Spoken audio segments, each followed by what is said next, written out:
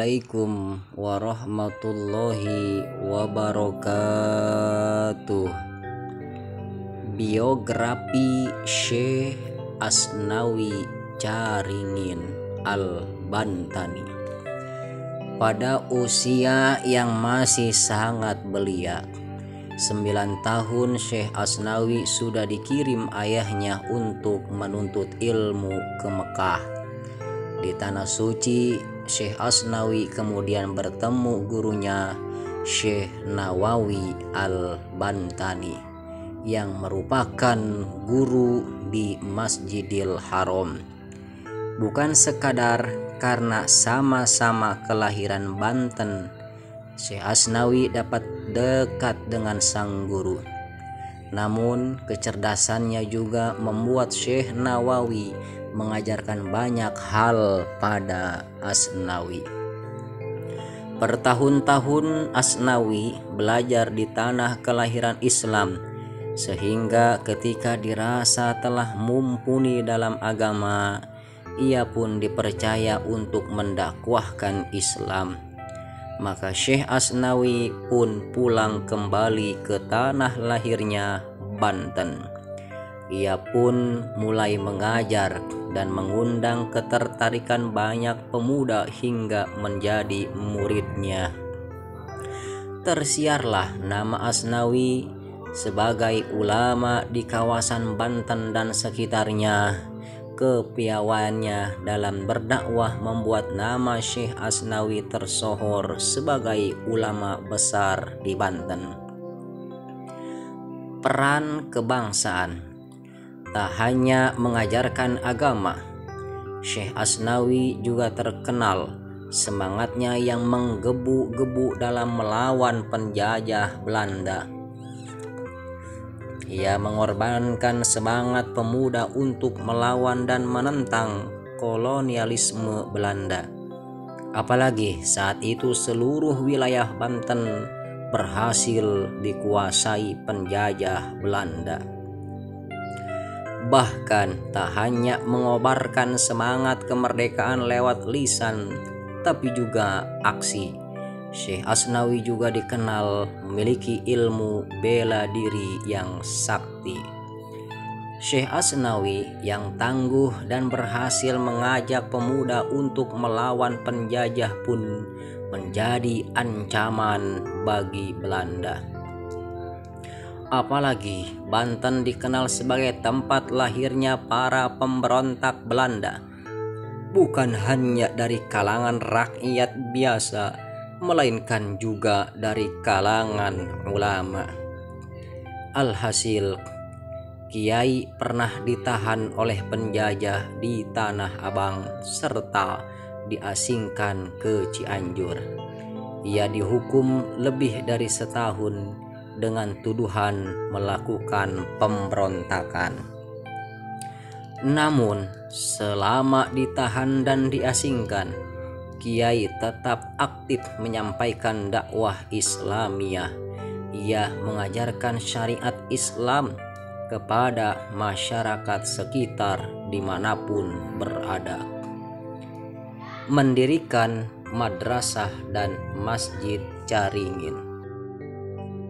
Mendirikan madrasah dan masjid Caringin. Seusai diasingkan, Syekh Asnawi kembali ke kampungnya di Caringin. Karena situasi yang lebih aman, ia semakin giat mensiarkan agama Islam. Ia pun mendirikan sebuah madrasah Masyarikul Anwar dan masjid di Caringin pada tahun 1884. Masjid tersebut bernama Masjid Caringin yang hingga kini masih berdiri tegak. Ada kisah yang beredar di masyarakat bahwa kayu untuk bangunan masjid tersebut berasal dari sebuah pohon yang dibawa Syekh Asnawi dari Kalimantan. Pohon tersebut hanya satu, tetapi menghasilkan banyak kayu karena keberkahan sang Syekh Asnawi. Beberapa sumber menyebutkan pembangunan Masjid Caringin oleh Syekh Asnawi juga ditujukan untuk membangun kembali peradaban masyarakat yang hancur akibat letusan Gunung Krakatau pada tahun 1883 Masehi. Syekh Asnawi ingin membangun kembali akidah masyarakat dengan didirikannya sarana masjid tersebut. Sejak masjid berdiri, dakwah pun semakin menggeliat. Banyak pemuda datang untuk berguru kepadanya. Syekh Asnawi pun menghabiskan usianya untuk mengajarkan agama dari tempat kelahirannya, Caringin. Wafatnya Syekh Asnawi Caringin setelah banyak kiprah yang ditorehkan bagi masyarakat, terutama masyarakat Banten. Syekh Asnawi menghembuskan napas terakhirnya pada tahun 1937 Masehi.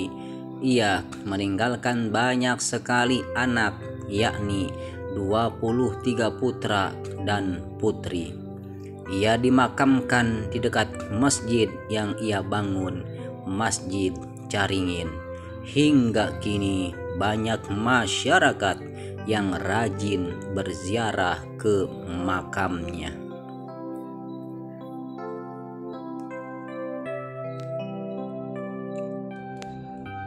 Adapun nama lengkap daripada Syekh Asnawi Caringin adalah Kiai Haji Tubagus Muhammad Asnawi. Ia adalah seorang ulama karismatik dan pendekar yang lahir di Kampung Caringin, Banten pada tahun 1850 Masehi. Ia dikenal sebagai ulama yang gigih menentang penjajahan Belanda. Ia mengorganisir para jawara Banten untuk menentang penjajahan. Asnawi lahir dari pasangan Abdurrahman dan Ratu Sabiah. Dari pihak ayah nasabnya bersambung kepada Sultan Banten.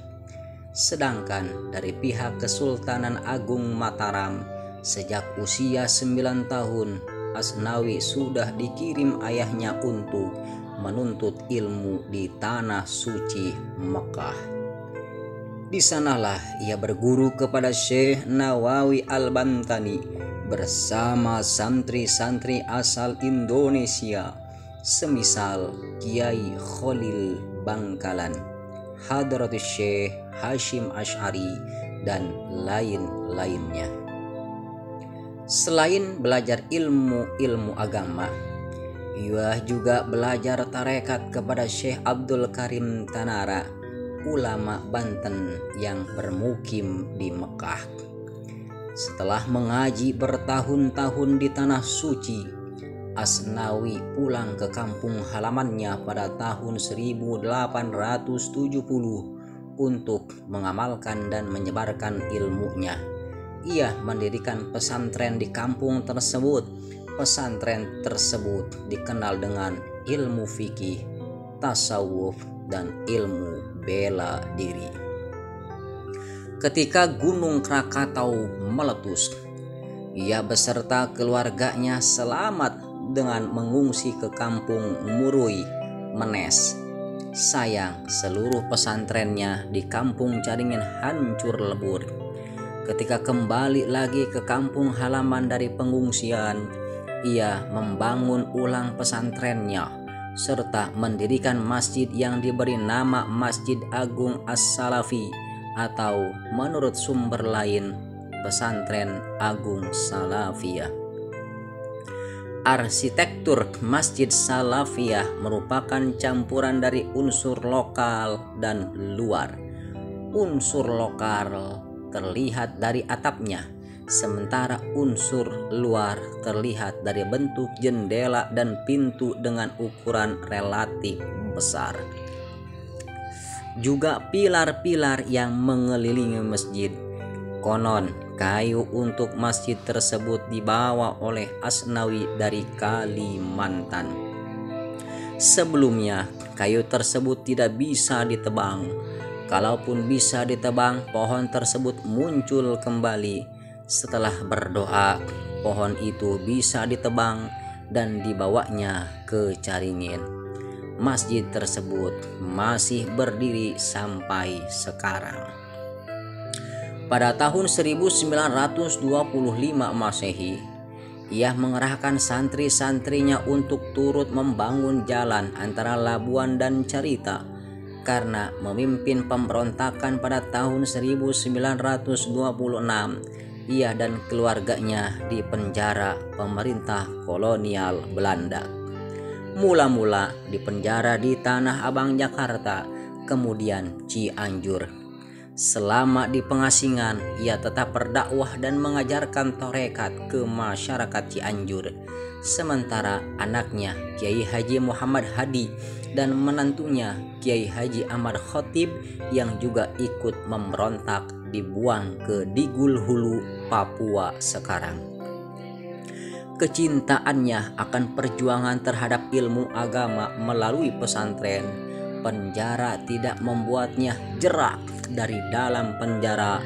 Asnawi meminta dua orang cucunya yang kakak beradik, yaitu Kiai Haji Tubagus Muhammad Muslih dan Kiai Haji Tubagus Ahmad Maimun, untuk membangun dan meneruskan kembali pesantren Caringin. Pada tahun 1930 berdirilah Madrasah Masyarkul Anwar yang terletak di depan Masjid Salafiyah. Pada tahun 1931 Kiai Haji Tubagus Muhammad Asnawi bebas dari penjara. Kemudian pada tahun 1937 ia wafat. Jenazahnya dikebumikan di Masjid Salafiyah. Makamnya hingga sekarang tidak pernah sepi dari para penziarah di Saantero Nusantara. Mudah-mudahan kisah ini bisa bermanfaat dan memberikan wawasan sejarah bagi kita semuanya. Wassalamualaikum warahmatullahi wabarakatuh.